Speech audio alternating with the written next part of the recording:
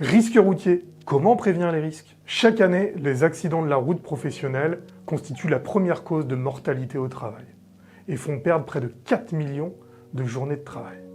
Toutes les entreprises, grandes ou petites, sont concernées. Il existe deux types d'accidents liés au travail. D'une part, les accidents de mission, pendant un déplacement, pour le travail. D'autre part, les accidents de trajet. Là, il s'agit des accidents ayant lieu entre le domicile et le travail ou le lieu de restauration habituel. Bonne nouvelle, les deux donnent droit à la même réparation pour le salarié. Les risques liés à la conduite professionnelle ne concernent pas seulement la route. Fatigue et somnolence, ça peut donner lieu à des accidents.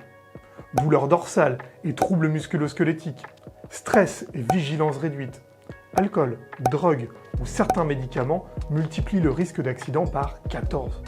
Pour conduire en sécurité, quelques conseils. Respectez le code de la route, la vitesse, les distances de sécurité. Bien entendu, pas de téléphone en conduisant, le GPS doit être réglé à l'arrêt. Dormez suffisamment et hydratez-vous. Adoptez une posture correcte, faites des pauses régulières et étirez-vous.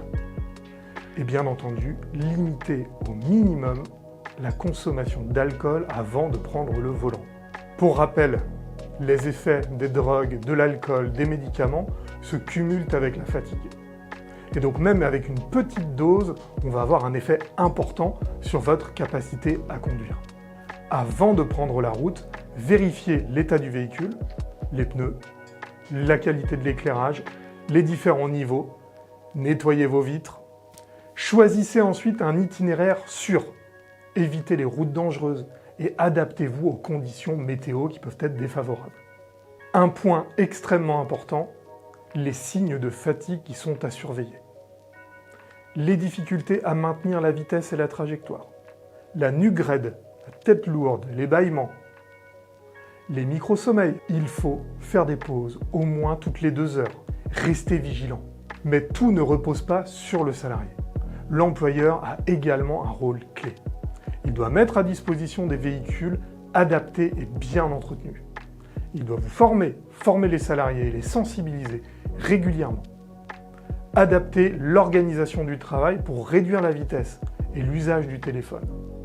Et il doit bien entendu encourager les alternatives, les transports en commun, la visioconférence et les mobilités douces. Et voilà, vous en savez plus sur la prévention du risque routier. Et pour aller plus loin, vous avez un dossier thématique web qui est disponible dans le lien en description.